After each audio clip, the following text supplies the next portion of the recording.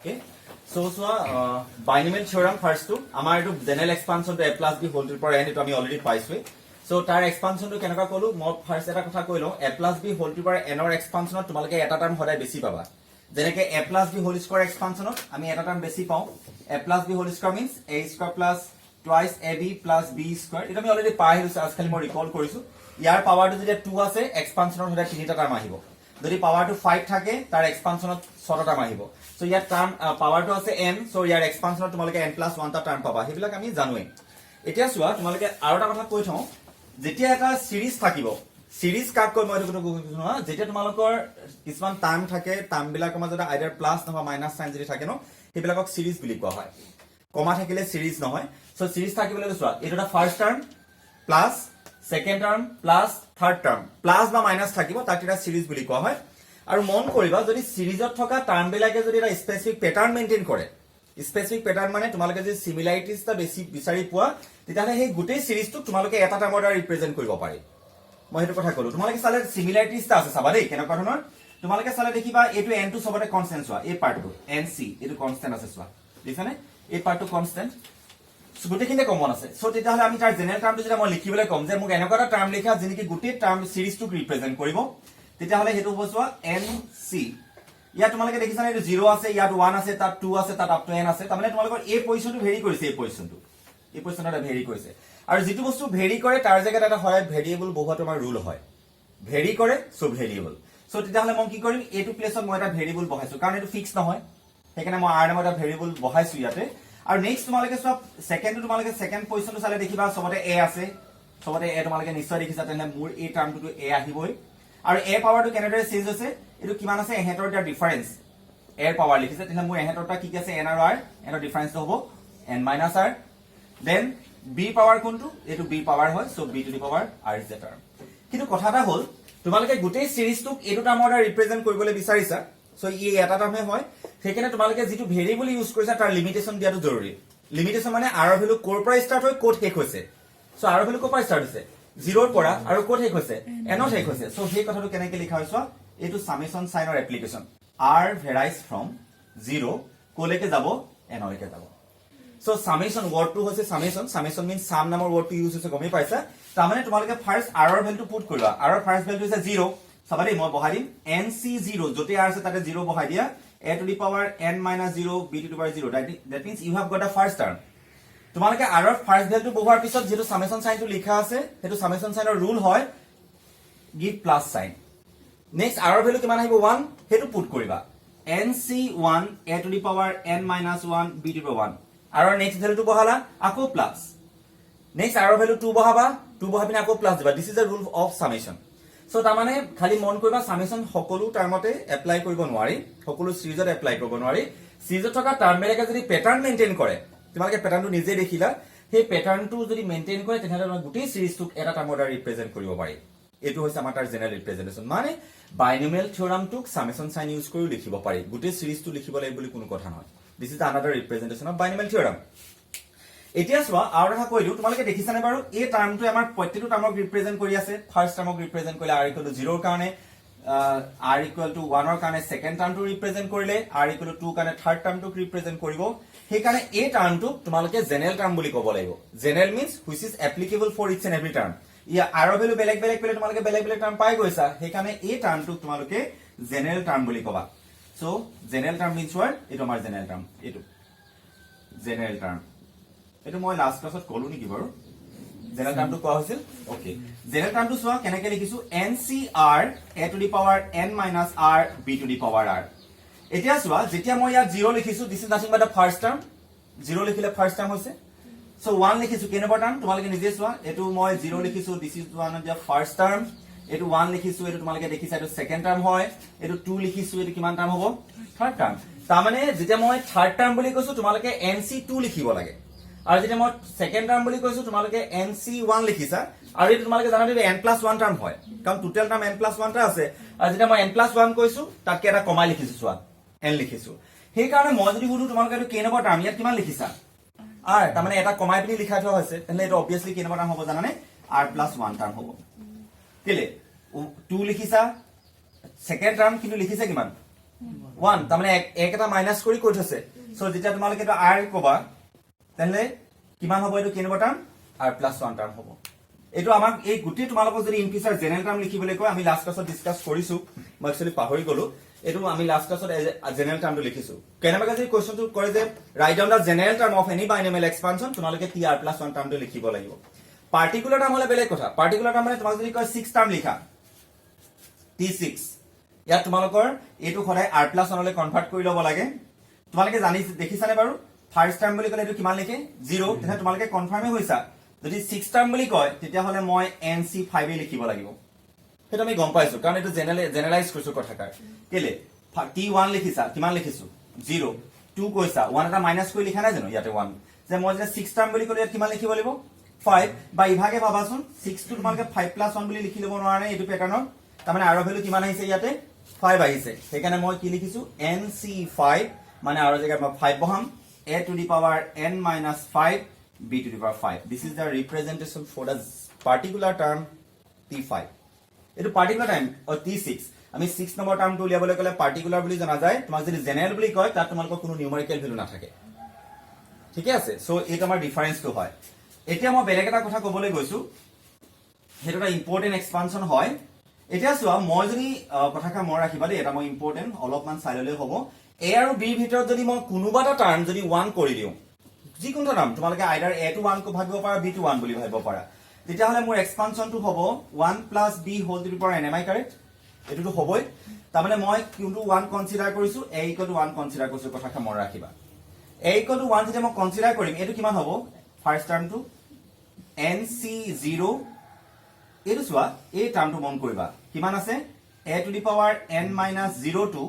তোমালোকৰ 1 to the power n minus 0 লৈ convert নহবনে so 1 to the power n minus 0 মানে 1 to the power n পালা আৰু 1 ৰ পাৱাৰ gn হক হিটো 1 এ হ'ব সদায় যিমানে নকৰা 1 ৰ পাৱাৰ যিমানে নহক কি সদায় জেনাৰেলি 1 এ হয় আৰু 1 ৰ লগত তুমি ga মাল্টিপ্লাই নকৰা কিমান আছিল এটো b to the power 0 এটো b to the power 0 তুমি এটো 1 ন 1 ৰ লগত তুমি ga মাল্টিপ্লাই নকৰা হেটো সদায় সেমে থাকিব কাৰেক্ট 1 টু থকান থকা একেটাই কথা সেই কাৰণে আমি এই গুটে টাৰ্মটো কেনেকৈ লিখিব পাৰো জানানে nc0 b to the power 0 বুলি লিখিলো ভুল নহয় ভালকে বাৰ চোৱাচোন নুবুজিলে মোক কবা মই কি কলো যে a প্লেছত মই কিমান কনসিডাৰ কৰিছো 1 কনসিডাৰ কৰিছো সেইকাৰণে 1 to the power n minus 0 means 1 এ হয় তাৰ মানে 1 টো মই নাই বুলি কনসিডাৰ কৰি লৈছো যেটো মাল্টিপ্লিকেশন ফৰ্মত আছে সেইকাৰণে এই টাৰ্মটো কি হলে কনভাৰ্ট হ'ব nc0 b to the power 0 then what about this term nc1 এই টাৰ্মটো 1 লৈ কনভাৰ্ট হৈ গল a = 1 হয় তেনে nc1 b to the power কিমান পালা 1 what about the next term nc2 b square কেলে এই টাৰ্মটো কিমান হবে এটো 1 হ'ব what about the last one ncn b to the power n এটা মই কাম এটা কৰো খালি এটো মই 1 + x বুলি লিখি দিছো that means মই b plus x consider কৰিছো this is the standard expansion what will be the expansion then nc0 x to the power 0 plus nc1 x to the power 1 nc2 x square up to ncn x to the power n so very simple expansion nc0 x to the power 0 ইয়াত মানে তিনটা term নাহে ইয়াত তিনটা symbol আইছে দিছানে c a b কিন্তু ইয়াত কেটা আইছে দুটা হরায় nc0 x to the power 0 nc1 x square no x to the power 1 nc2 x square ncn x to the power n এটা মই আরটা কথা কইলো তোমালোকে 1 + x whole to the power n নম যদি মই 1 - x whole to the power n লৈ কনভার্ট কৰো তোমালোকে জানানে এটো আমি কেনেকৈ লিখিব পাৰো 1 + x whole to the power n am I correct এটো x ৰ জায়গাত কি বহাব লাগিব -x বহালে হৈ যাব ঠিক আছে যত x আছে তোমালোকে -x বহাবা এতিয়া চোৱা তোমালোকে জানানে -x whole square ভ্যালু কিমান নো x² একে কিন্তু -x whole cube ৰ ভ্যালু কিমান -x³ তাৰমানে যদি পাৱাৰটো অড হয় মাইনাসটো থাকি যাব আৰু যদি পাৱাৰটো ইভেন হয় মাইনাসটো নাইকিয়া হৈ যাব তাৰমানে এনেকুৱা ধৰণৰ এক্সপানশনটো পাবা মই দেখাই দিছো nc0 - x to the power 0 plus nc1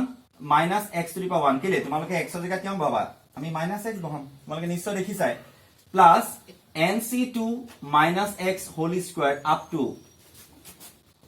ncn - x whole to the power n এটা চাই যাবাচোন কি হয় এটো তোমালোকে obviously nc0 এটো x to the power 0 লিখে হয় কেলে পাৱাৰটো কিমান থাকিব পাৱাৰটো 0 আছে সো এটো 1 বুলি কনসিডাৰ কৰিব পাৰা এটো -x to the power 0 আৰু +x to the power 0 meaning will be remain same এতিয়া মন কৰা এটো মাইনাস x ৰ পাৱাৰটো কিমান আছে 1 সো মাইনাসটো থাকি যাব তাৰমানে তোমালোকে এটো nc0 x to the power 1 লিখিব পাৰা এটো মাইনাস x স্কয়াৰ আছে সো মাইনাস মাইনাস পজিটিভ বনিব তাৰ মানে এটো কিমান হ'ব nc2 আমি x স্কয়াৰ লিখিব পাৰো লাস্ট ওয়ানটো মোক কোৱাচোন এটো প্লাসত আহিব নে মাইনাসত আহিব এটো তাৰ মানে এটো প্লাসত আহিব এটো চোৱা এটা পজিটিভ এটা নেগেটিভ এটা পজিটিভ এটো obviously কি হৈ আহিব নেগেটিভ তাৰ মানে যদি মাইনাসত থাকে ন টার্ম বিলাক এটা পজিটিভ এটা নেগেটিভ সিস্টেমত আহিব এটা মোক কথাটো হল এই লাস্টৰ যেটো টাৰ্ম আছে তাৰ কোএফিসিয়েন্টটো পজিটিভ হ'ব নে নেগেটিভ হ'ব সো ডিপেন্ড কৰে ন পাৱাৰটো এক্স্যাক্টলি পাৱাৰটো ফৰ ডিপেন্ড কৰিব n2 সোৱা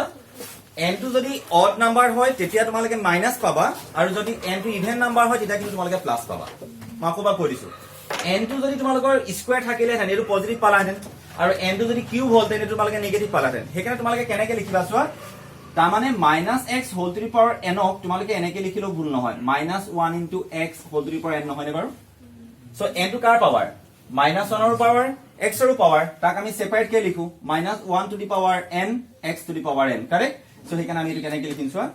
-1 to the power n ncn x to the power n এটো হেকাৰণে তোমালোকে লাষ্টটো ডাইৰেক্টলি পজিটিভ লিখিব নোৱাৰা নেগেটিভ লিখিব নোৱাৰা কাৰণ এই n2 যে পাৱাৰ দেখিছা ন ই তোমালোকৰ পজিটিভ নেচেৰেল নাম্বাৰ হ'ব পাৰে পজিটিভ ইন্টিজাৰ হ'ব পাৰে সৰি এটো ইভেন নাম্বাৰো হ'ব পাৰে অড নাম্বাৰো হ'ব পাৰে যদি ইভেন হয় এটো পজিটিভ হৈ যাব সো নিজে চোৱা এটো যদি মই 2 লিখো পজিটিভ আৰু যদি অড নাম্বাৰ হয় এটো নেগেটিভ হ'ব ঠিক আছে এতিয়া আৰু এটা কথা তোমালোকক কৈ লওঁ তাৰমানে তোমালোকে এটো বহুত বেছি ইম্পৰ্টেন্ট এটা এক্সপানশন হয় ইয়াৰ বেচিছত আমি কেবাটা কোৱেশ্চন পঢ়াম মিনিমাম 10-12টা মান কোৱেশ্চন আছে সো প্ৰথমে এবাৰ চাই লোৱা 1 + x whole to power n তাৰমানে দুটা টাৰ্মৰ ভিতৰত এটা টাৰ্ম তোমালোকে 1 পাব লাগিব আৰু এটা টাৰ্ম আমি x পাম so nc0 x to the power 0 nc1 x to the power 1 nc2 x square কোনো ভুল নহয় কিন্তু যদি নেগেটিভ আহে তাক তোমালোকে পজিটিভলে কনভাৰ্ট কৰি লবা আৰু বেটাৰ হ'ব এটো ফৰ্মুলাই লিখি লবা যদি এটো ফৰ্মুলা বেয়া পাইছা তাৰমানে এটো ফৰ্মুলাত কি হ'ব এটা পজিটিভ আৰু এটা সদায় অল্টাৰনেট ওয়েজত এটা পজিটিভ এটা নেগেটিভ আহিব